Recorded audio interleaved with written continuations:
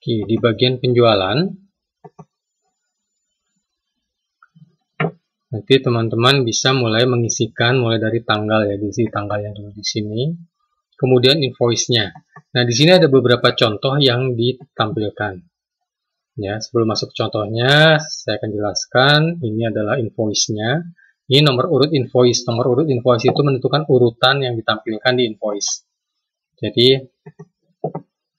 bisa dilihat nanti di invoice ya, atau faktur penjualan ini.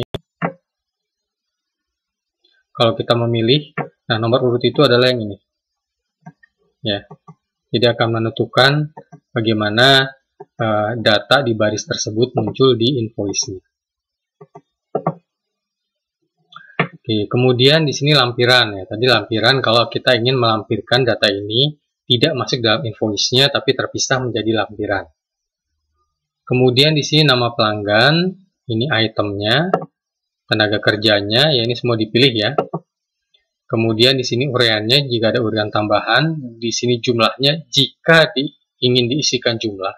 Kalau tidak diisikan jumlah bisa langsung diisikan totalnya di sini. Ya, angka totalnya bisa diisikan di sini, diisikan manual ya. Kemudian di sini rekeningnya, kemudian kategori laba ruginya, kemudian penempatannya. Ini grup yang mana?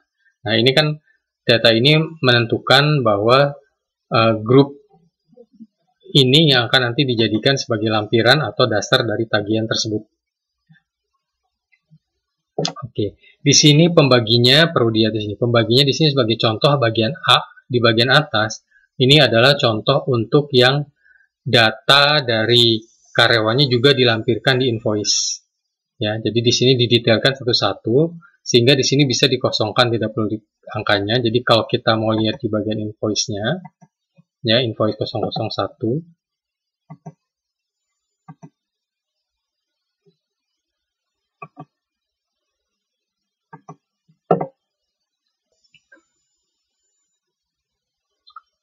Jadi di sini akan terlihat bahwa item 1 kosong, kemudian detailnya adalah ini. Ya, totalnya di bagian bawah.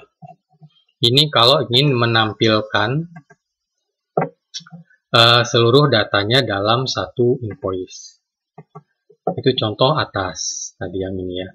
Kemudian contoh kedua itu adalah kalau misalnya kita ingin menampilkan hanya totalnya saja. Di sini hanya ditampilkan nama pekerjanya, ya, ditampilkan nama pekerjanya, tapi tidak ada angkanya. Kalau yang atas tadi kan nama pekerjanya ada, angkanya ada. Ini nama pekerjanya ada, angkanya tidak ada, jadi sudah masuk di atas totalnya. Dan ini contohnya adalah kalau piutang bagaimana, gitu kan? Jadi kalau piutang itu di sini kita lihat kalau yang atas tadi tunai, diisikan banknya, kemudian pendapatannya. Tapi kalau yang piutang tadi, di sini diisikan piutangnya, di sini tetap pendapatannya. Tapi pada saat pembayaran piutang, tidak ada nama pendapatan yang dipilih. Jadi langsung dipilih piutang usahanya, kemudian di sini bayarnya ke bank. Ya.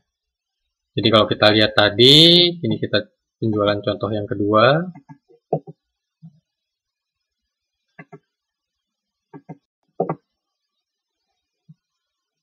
Kita pilih yang kedua. Kan di sini hanya akan muncul angka totalnya, sedangkan ini hanya data tenaga kerjanya saja. Oke, berikutnya kita akan masuk ke contoh yang ketiga. Ini contoh ketiga adalah kalau misalnya kita ingin membuat lampirannya.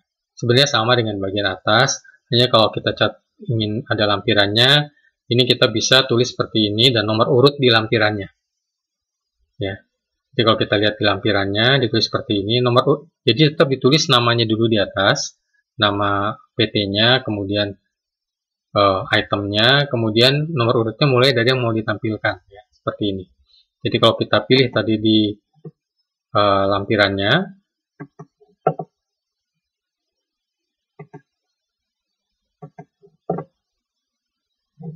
ya, kita bisa pilih tadi semua sudah dipilih, akan muncul seperti ini. Ya. Dan di sini ada pilihan apakah kita akan menampilkan THP ataukah hanya menampilkan nama saja. Jadi kalau menampilkan nama saja, kita bisa pilih di sini tidak. Ya, jadi hanya menampilkan nama saja di sini. Oke, kemudian masuk kembali lagi ke bagian penjualan.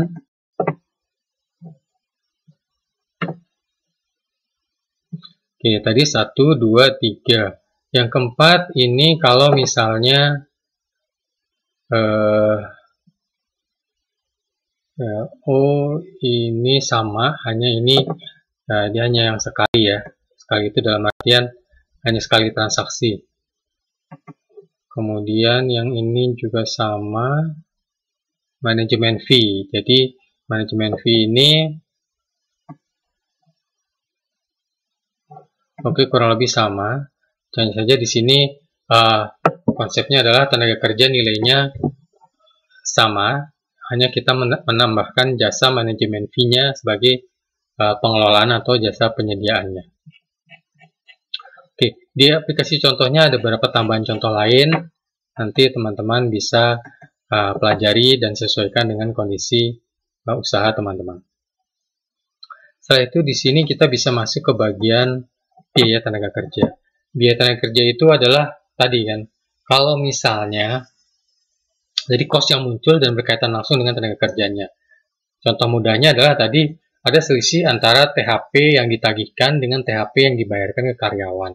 Nah, di sini kan biasanya itu hanya untuk gaji, tapi kan biasanya ada yang diberikan lain sebagai tunjangannya, tidak masuk di THP-nya misalnya ya. Atau BPJS-nya kalau tidak masuk. Kalau masuk tidak ada masalah. Jadi ini adalah cost-cost-nya. Jadi sehingga bisa terlihat secara real sebenarnya angka realnya itu berapa dari yang ditagihkan. Jadi THP karyawan sekian, ada tambahannya berapa, misalnya untuk tambahan tunjangan lain-lain atau tambahan bonus ataupun THR ya. Nanti soal THR mungkin tidak masuk di perjanjian atau bagaimana, jadi kan tergantung masing-masing kontrak kerjasama antara teman-teman sebagai perusahaan penyedia tenaga kerja dengan perusahaan yang mengambil tenaga kerjanya. Ya, di sini bisa diisikan langsung, ya, bisa dicontoh di sini. Jadi ini memang tujuannya adalah untuk memberikan gambaran mengenai biaya yang keluar untuk masing-masing. Tadi kan ada 120 ya yang di daftar penempatan per masing-masing item penagihan. Ya. Oke, kemudian berikutnya adalah penerimaan pengeluaran. Nah, untuk penerimaan pengeluaran ini bisa dilihat ya. Ini sudah berisikan dengan contoh-contoh yang sangat banyak ya. Dan ini yang berkaitan dengan karyawan di perusahaan teman-teman. Jadi tidak berhubungan dengan tenaga kerja. Kecuali kalau memang ada yang ingin dikaitkan, silahkan. Tapi di sini tidak ada kategori tenaga kerjanya. Jadi tidak bisa dikaitkan langsung dengan tenaga kerjanya. Jadi kalau ada dikaitkan langsung, masuknya ke bagian biaya. Jadi kalau kita lihat di bagian laporannya, format laporannya itu sama ya. Jadi kalau kita lihat di laporan laba rugi di sini, apakah itu biaya ataukah itu beban, semua masuknya di bagian pengeluaran, dan di pengeluaran itu dibagi di atasnya. Di sini bagian atas adalah biaya, dilihat ya. Kemudian di bagian bawah adalah beban. Ya.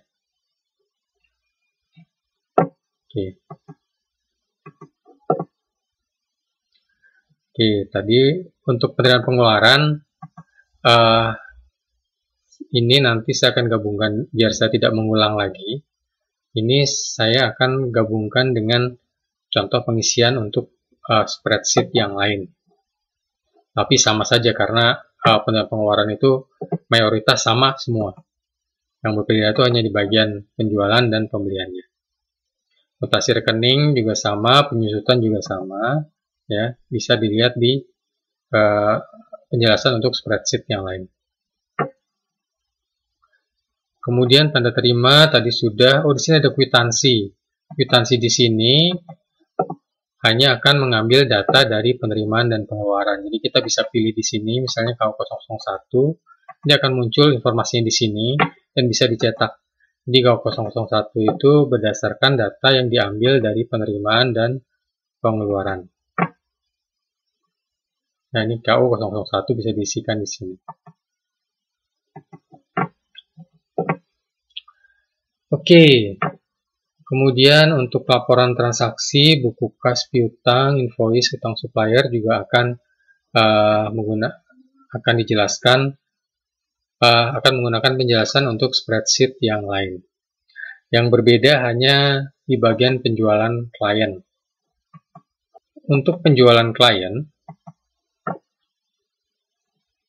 di sini teman-teman bisa melihat per klien itu pendapatannya per bulan berapa dari masing-masing klien. Ini hanya untuk gambaran bagi teman-teman pendapatan berdasarkan klien ya. Kemudian di sini ada laba rugi kotor yang mungkin berbeda dengan laporan keuangan yang umumnya tadi.